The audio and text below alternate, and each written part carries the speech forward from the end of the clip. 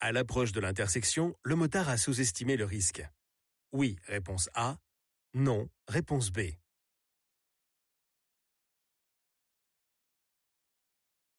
C'est bien. Quand tu te boites en bécane, c'est forcément que tu as sous-estimé quelque chose, ou bien surestimé, mal évalué ou mal pensé quelque chose. Réponse A. Rouler en quinconce est dangereux. Oui, réponse A. Non, réponse B. Cela permet de réduire les distances de sécurité. Oui, réponse C. Non, réponse D.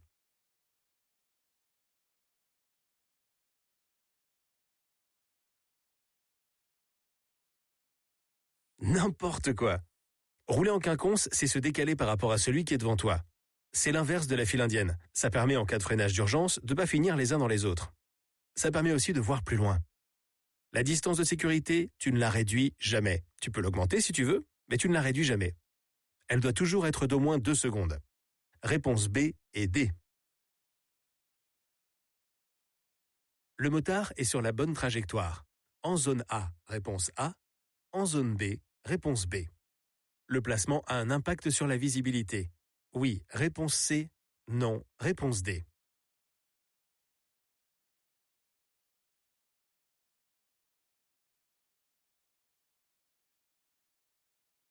Brillante réponse. C'est la trajectoire dite de sécurité. Pour voir plus loin, tu restes extérieur du virage jusqu'à ce que tu en vois la sortie. Et à ce moment-là seulement, tu viens à l'intérieur quand le virage est fini. On appelle ça la trajectoire de sécurité. LOL. Réponse A et C. La transmission de cette moto se fait par cardan, réponse A, par chaîne, réponse B, par courroie, réponse C. C'est bien. Ça, c'est une courroie, réponse C. Ça, c'est un cardan. Et ça, c'est une chaîne. Lors de cet essai de freinage d'urgence, la vitesse était de 50 km par heure, réponse A, 90 km par heure, réponse B.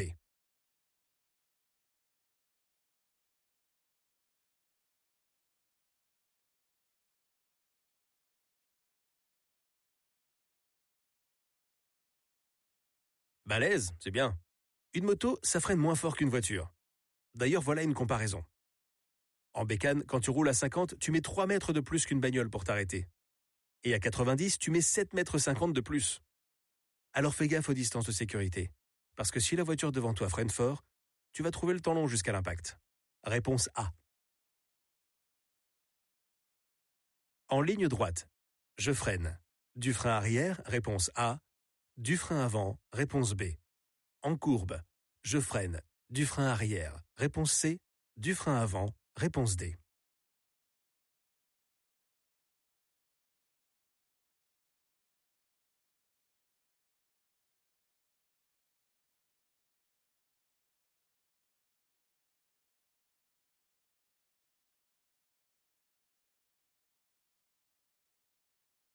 C'est bien. En ligne droite, tu freines de l'arrière et de l'avant. Mais en courbe, fais gaffe. Parce que quand tu freines de l'avant sur l'angle, ça redresse ta bécane. Elle se remet parfaitement droite. Tu tournes plus. Tu vas tout droit. C'est catastrophique. Alors en courbe, tu n'utilises que le frein arrière. Et si tu ne résistes pas à l'envie d'utiliser le frein avant, c'est du bout de l'ongle. Réponse A, B et C. Les radars sont installés là où les risques d'accident sont élevés. Oui, réponse A. Non, réponse B. Ils préviennent d'un danger que l'on ne soupçonne pas. Oui, réponse C. Non, réponse D.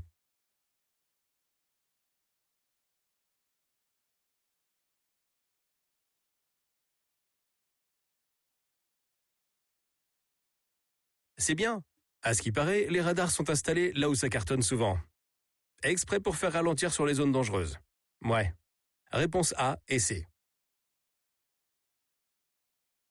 Lors d'un accident, le point de choc initial contribue à déterminer les responsabilités. Oui, réponse A. Non, réponse B.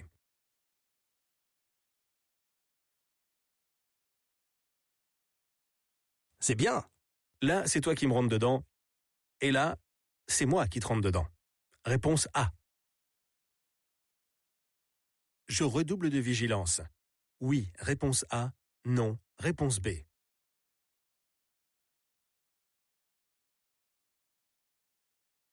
Facile, le bouchon est à 4 km. Ou 3 km maintenant. Ou peut-être même à 2. Voire même... Ah, merde, il est là. Ça grandit vite un bouchon. Réponse A. La pression de la roue arrière est suffisante. Oui, réponse A. Non, réponse B. Je diminue le gonflage. Oui, réponse C. Non, réponse D.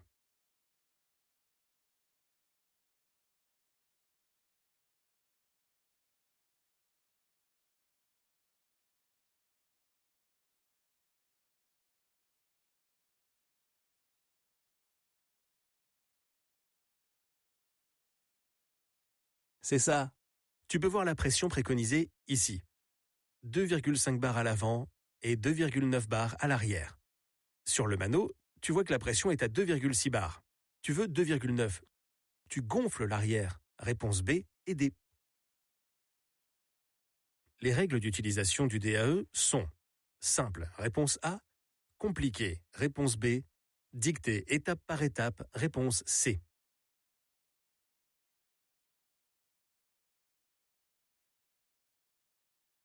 C'est la bonne réponse. Le défibrillateur automatisé externe sert à envoyer une décharge électrique pour redémarrer le cœur. C'est tout con. Tu ouvres la boîte et tu suis les instructions vocales une à une. Druk de plakelektroden stevig op de borstkas van de patiënt, zoals aangegeven op het plaatje. Réponse A et C. L'indice principal se trouve en zone A. Réponse A. B. Réponse B. C. Réponse C.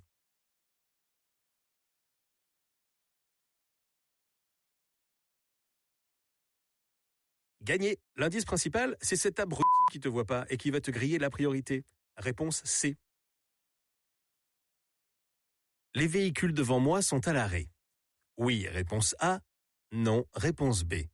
La conductrice du véhicule risque d'interpréter mon ralentissement comme un signe de courtoisie. Oui, réponse C.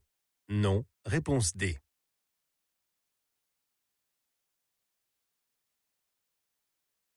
C'est bien. Les voitures devant sont arrêtées au feu. Du coup, tu vas ralentir. Et à ton avis, qui c'est qui va partir en te disant merci? Réponse A et C. Certains véhicules peuvent avoir plusieurs centaines de mètres d'angle mort. Oui, réponse A. Non, réponse B. Dans cette situation, il est préférable de se déporter plus tôt pour être visible par le conducteur du camion. Oui, réponse C. Non, réponse D.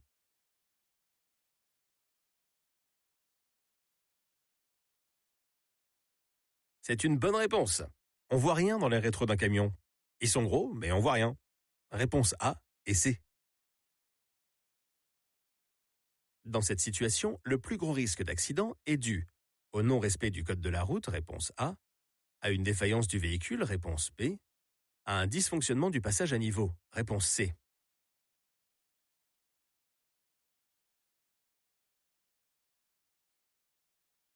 Bien joué. Même si exceptionnellement il peut arriver une défaillance matérielle, ce n'est pratiquement que le comportement du conducteur qui mène au crash. Réponse A.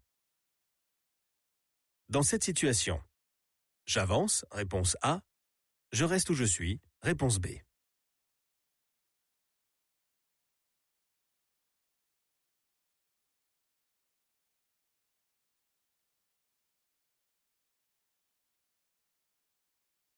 C'est ça. Tu ne peux pas t'engager dans une intersection si tu n'es pas certain de pouvoir la dégager rapidement. Les voitures sont arrêtées devant toi, tu vas te retrouver comme un gland au milieu de l'intersection si tu t'engages maintenant. Tu risques de tout bloquer. Réponse B. Arrivé sur les lieux d'un accident, la première chose à faire est secourir, réponse A, protéger, réponse B, alerter, réponse C.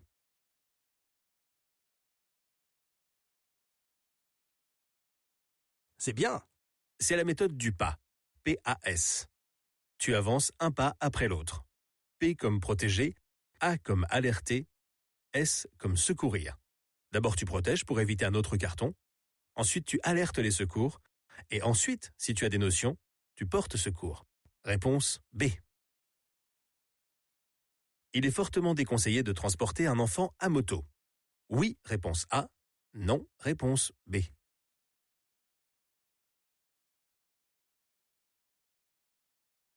Facile, c'est complètement déconseillé. Même si certains ont la tête dure, leur crâne n'est pas totalement formé et les casques sont un peu lourds pour leur cervicale. Réponse A. Un motard averti choisira de préférence la veste A. Réponse A. B. Réponse B.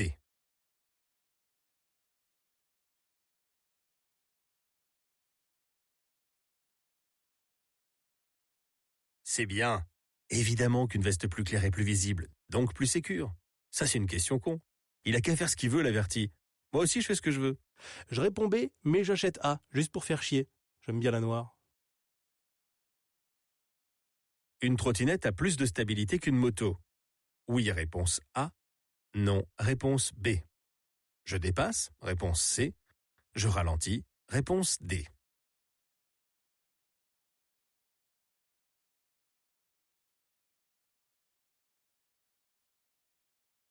Bravo! Les roues sont minuscules. Il n'y a donc aucun effet gyroscopique, un vrai casse-gueule. Tu t'arrêtes au feu? Alors tu ralentis et tu restes derrière. Réponse B et D. Ce casque a une double visière.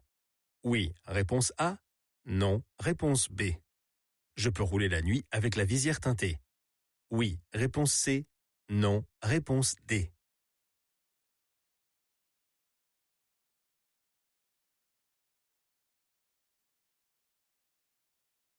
Oui, c'est ça.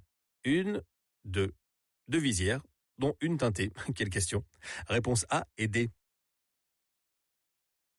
Je tourne à gauche. Je mets mon clignotant. Avant de rentrer dans le giratoire, réponse A. Après être rentré dans le giratoire, réponse B. Je fais des appels de feu stop. Oui, réponse C. Non, réponse D.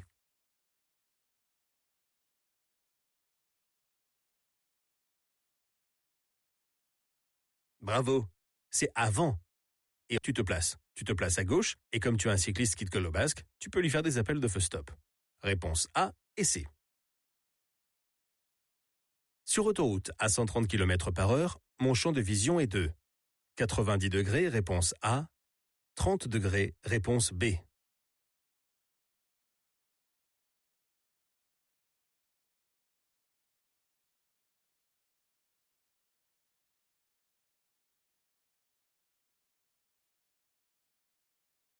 C'est bien. Plus tu roules moins vite, plus ton champ de vision est plus grand. Tu comprends? Je plaisante. Ton champ de vision diminue avec la vitesse. Plus tu roules vite, plus ton champ de vision diminue. Grande vitesse, petit champ de vision. À 130, il est de 30 degrés. Réponse B. Ce type d'accident est dû à la surprise de l'automobiliste par la décélération de la moto. Oui, réponse A. Non, réponse B. Pour éviter cela, je fais des appels de feu stop, réponse C. J'agrandis ma distance de sécurité, réponse D.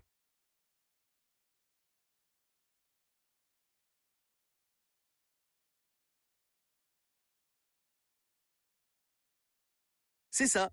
L'automobiliste s'est fait surprendre. Tu peux atténuer ce risque.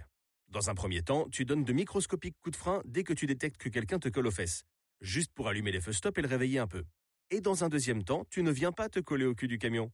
Hein, ça te permettra de pouvoir soulager un peu ton freinage pour laisser le temps à celui qui est derrière toi de réagir. Réponse A, C et D. Je dois tenir compte de la limitation de vitesse. Oui, réponse A. Non, réponse B.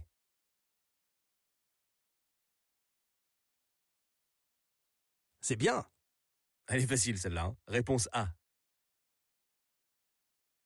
La sécurité de ces motards dépend des autres usagers, réponse A, de leurs compétences techniques, réponse B.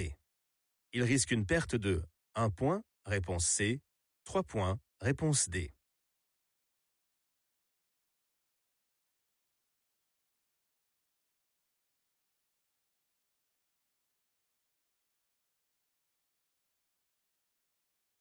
Très bien. Leur sécurité ne dépend que des autres. Il y a peu d'échappatoires. Ils le sauront quand ils croiseront la route du vieux Jackie qui arrive en face. Ce vieux con qui regarde partout sauf la route. Petite dédicace à toi, Jacouille. Vieille fripouille. Du coup, c'est réponse A et un dépassement dangereux, c'est 3 points. Réponse A et D. Ce radiateur est refroidi par air. Oui, réponse A. Non, réponse B.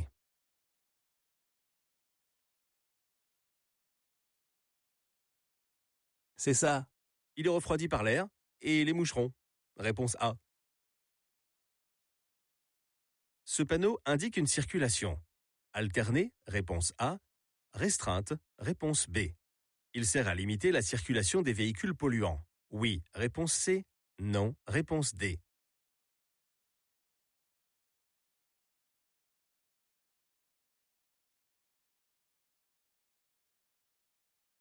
C'est bien. C'est un panneau assez récent. Il restreint la circulation aux vignettes critères. Eh ouais, même les motos doivent être critérisées pour circuler ici. Réponse B et C. Il faut durcir l'amortisseur en cas de chargement sur la moto. Oui, réponse A. Non, réponse B.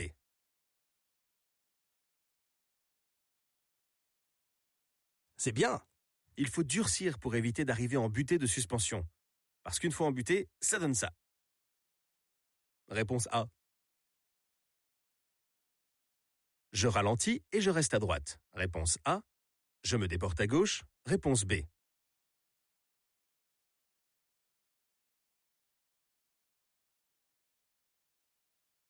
Excellente réponse. Tu ne peux pas te déporter à gauche, il n'y a pas de visibilité. Réponse A. L'ABS améliore la stabilité lors d'un freinage. Oui, réponse A. Non, réponse B.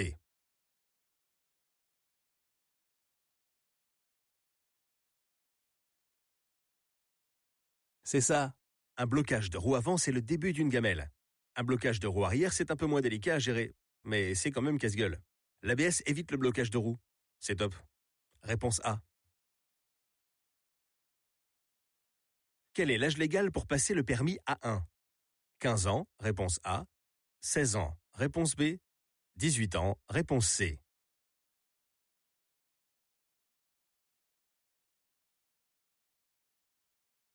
C'est bien. Le permis A1, c'est le permis 125. Tu peux le passer dès l'âge de 16 ans. Tandis que le permis moto, le permis A2, il faut avoir 18 ans. Réponse B. L'échappement d'origine aide au bon fonctionnement du moteur. Oui, réponse A. Non, réponse B.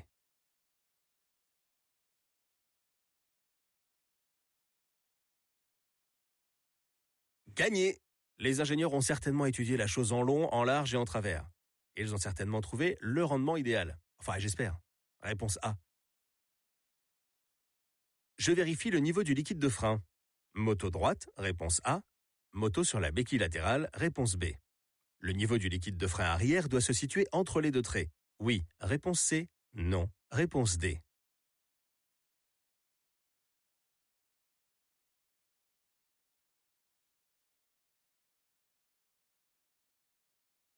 C'est bien. Le niveau doit être entre le mini et le maxi.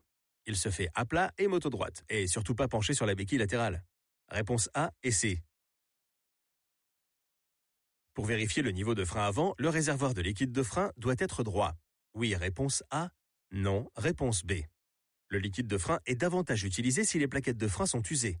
Oui, réponse C. Non, réponse D.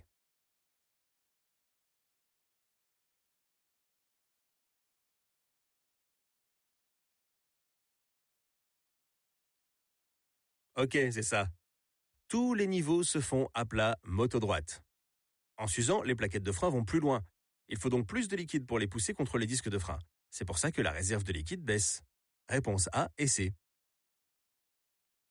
J'explique à mon passager l'attitude à adopter en ligne droite. Oui, réponse A. Non, réponse B. En virage. Oui, réponse C. Non, réponse D. C'est bien. C'est une bonne idée de l'informer de l'expérience qui l'attend. Rapproche-toi de moi, regarde la route, serre les genoux et serre les fesses. Réponse A et C. La vignette critère est obligatoire dans les zones de restriction. Oui, réponse A. Non, réponse B.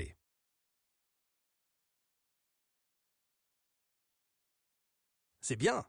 Elle est obligatoire. Même pour les bécanes. Réponse A. Ce motard risque une amende. Oui, réponse A. Non, réponse B. Une perte de points. Oui, réponse C. Non, réponse D.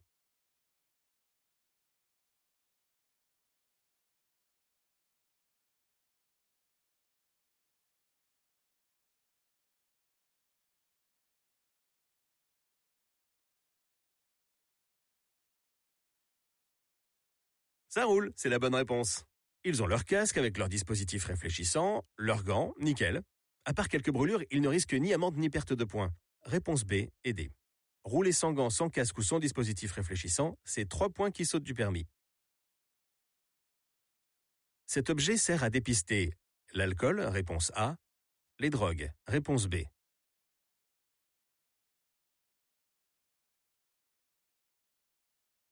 Parfait, c'est ça. C'est un test salivaire pour les drogues. Réponse B. Après avoir chargé les bagages dans cette valise, le centre de gravité a été déplacé de A vers B, réponse A, de B vers A, réponse B. Il est préférable de transporter ces bagages dans un sac à dos, réponse C, dans des bagages moto, réponse D.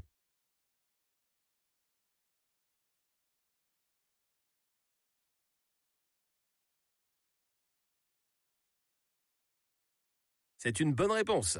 Le centre de gravité d'une moto en marche normale se trouve juste devant la selle, en dessous du réservoir. C'est le repère A sur la photo. Tout ce que tu mets au-dessus de ce point monte le centre de gravité, et tout ce que tu mets en dessous le descend. Si tu charges ce top case, tu montes le centre de gravité. Il s'est donc déplacé de A vers B. Et pour finir, la réponse à la question, la seule chose que tu devrais mettre sur ton dos, c'est une dorsale. Il existe des sacoches de réservoir portable, c'est hyper pratique. Certaines sont aimantées, c'est rapide à mettre, rapide à enlever, facile à porter. Réponse A et D. Félicitations, moins de 5 fautes, c'est bien. Tu devrais envisager de t'inscrire à l'examen. Voilà des liens pour t'inscrire. Les photos et les questions d'examen sont les mêmes chez tous les opérateurs.